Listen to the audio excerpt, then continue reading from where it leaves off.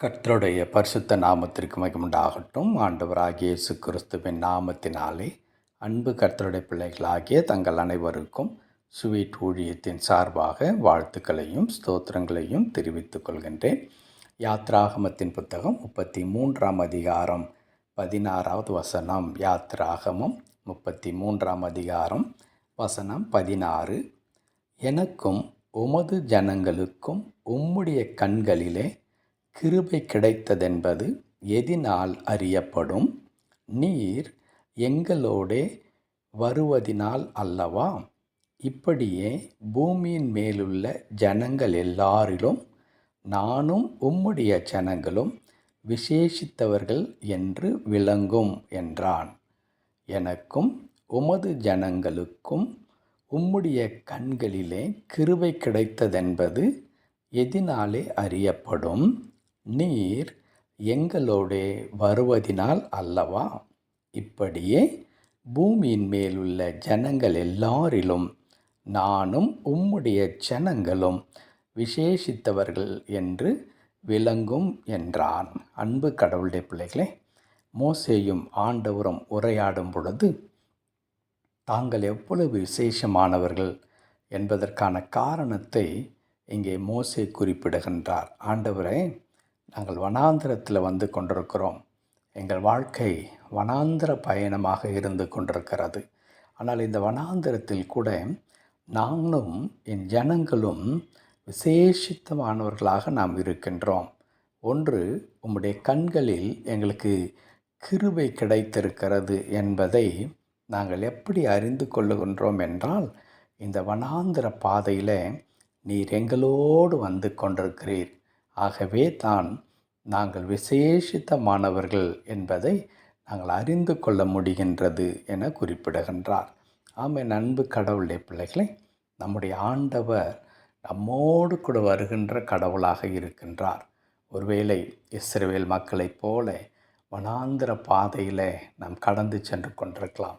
வாழ்க்கை வனாந்திரமாய் காணுகின்ற ஒரு சூழலுக்குள்ளாக நாம் தள்ளப்பட்டிருக்கலாம். வனாந்திரமாய் போன வாழ்க்கையாக அவையில் இருந்தால் கூட நீங்களும் நானும் மகிழ்ச்சி கொள்ள வேண்டும், சந்தோஷப்பட வேண்டும். அதற்கு காரணம் என்ன? கடவுளுடைய கண்களில் நமக்கு கிருபை கிடைத்திருக்கிறது. ஆண்டவர் நம்மை கிருபையாய் கண்ணோக்கி பார்க்கின்றார். ஆண்டவர் தம்முடைய ஒத்தாசையாகிய அந்த கிருபையை எல்லா நேரத்திலும் நமக்கு கொடுக்கின்றவராக இருக்கின்றார். ஆகவே தான் பூமியில் உள்ள எல்லா ஜனங்களை காட்டிலும் நீங்களும் நானும் விசேஷித்தவர்களாக நாம் இருக்கின்றோம். விசேஷம் என்பது எதை குறிக்கின்றது என்றால், பொன்பொருள் உடையவர்களை அல்ல, அந்தஸ்துகள் நிறைந்தவர்களை அல்ல, அல்லது இன்னும் உலகத்தாலே பெருமை மிகு வார்த்தைகளை கொண்டு எப்பொழுதும் புகழப்படத்தக்கதான அளவிற்கு இருக்கிறதான பதவிகள் அல்ல. அதெல்லாம் ஒரு நாள் மறைந்துவிடும். இந்த உலகத்தில் காணப்படுகின்ற எந்த விதமான காரியங்களும் நிரந்தரமானவைகள் அல்லவே அல்ல. ஆனால் ஒரு மனிதனுக்கு கடவுளுடைய கண்களிலே கிருபை கிடைக்கும் பொழுது அந்த கிருபையானது அந்த மனிதனுடைய வாழ்வின் எல்லை வரையிலும் அது கூடவே இருக்கிறது. ஆகையால் தான் மோசே இங்கே குறிப்பிடுகிறார், ஆண்டவரே, நாங்கள் விசேஷிதமானவர்கள், we are ஸ்பெஷல் பீப்புள். ஏனென்றால் நீர் எங்களோடு கூட வந்து கொண்டிருக்கிறீர், வனாந்திரத்தில் நீர் வந்து கொண்டிருக்கிறீர் எங்களோடு என குறிப்பிடுகிறார். அன்பு கடவுளுடைய பிள்ளைகளே, ஒருவேளை நாம் வனாந்திர வாழ்க்கை வாழ்ந்து கொண்டிருக்கலாம். எங்கு பார்த்தாலும் எந்த விதமான நம்பிக்கைக்கான சாத்தியக்கூறுகள் இல்லாமல் மிகவும் வருத்தத்தோடு கூட மிகவும் கஷ்டத்தோடு கூட நாம் வாழ்ந்து கொண்டிருக்கலாம். ஆனால் கடவுள் இந்த வனாந்திர பாதையில் நம் கூட இருக்கிறார். கடவுளுடைய கிருபை நமக்கு கிடைத்திருக்கிறது. ஆகவே இந்த வனாந்தரமும் என்னவாக மாறும்? ஆசீர்வாதமாக மாறும்.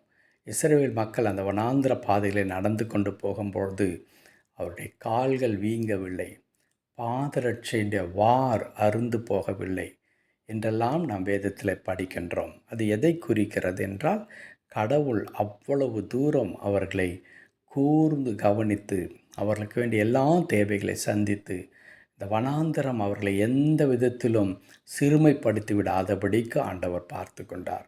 இன்னும் நாம் படிக்கின்றோம், எத்தனையோ அற்புத அதிசயங்களை கடவுள் அவருடைய வாழ்க்கையில் செய்தார். தண்ணீர் வேண்டும் என்பது கேட்கும் பொழுது அவர்கள் கற்பாரிலிருந்து தண்ணீரை எடுத்து கொடுத்தார்.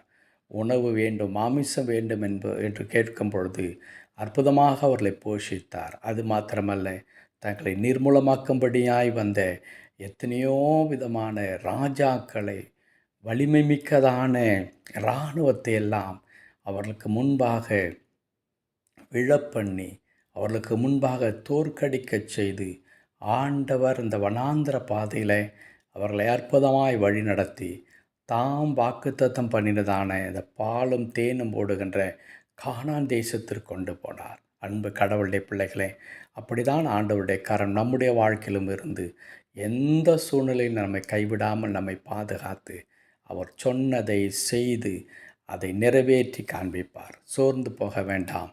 கர்த்தரை நன்றியோடு ஸ்தோத்தரிப்போம். தேவன் தாமே இந்த வார்த்தையின்படியே நம்மை ஆசீர்வதித்து தொடர்ந்து வழி நடத்துவாராக. ஆமென், ஆமென்.